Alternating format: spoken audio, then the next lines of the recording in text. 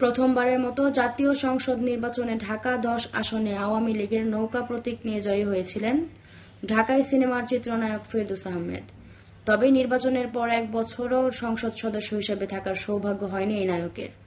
ছাত্র জনতার এক দফা দাবির জেরে গত বছরের ৫ আগস্ট শেখ হাসিনা পদত্যাগ করে দেশ ছেড়ে পালিয়ে যান। শেখ হাসিনার দেশ ত্যাগের খবরের পর সরকারের অনেক মন্ত্রী এমপিরাও দেশ ছাড়েন। একদিন পরই ভেঙে দেওয়া হয় সংসদ। এরপর আওয়ামী লীগ সমর্থিত তারকারা গা ঢাকা দেওয়ার পাশাপাশি অনেকেই দেশ ছেড়ে পালিয়েছেন। সরকার পতনের পর থেকেই কোনো খোঁজ পাওয়া যাচ্ছিলেন না ফেরদৌস আহমেদের।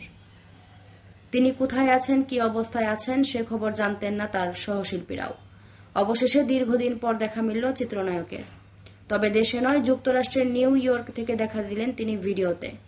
তাতে তার সঙ্গে রয়েছেন বাংলাদেশের প্রিয়দর্শিনী চিত্রনায়িকা মৌসুমী ও ভারতের জাতীয় চলচ্চিত্র পুরস্কার প্রাপ্ত অভিনেত্রী ঋতুপর্ণা সেনগুপ্ত।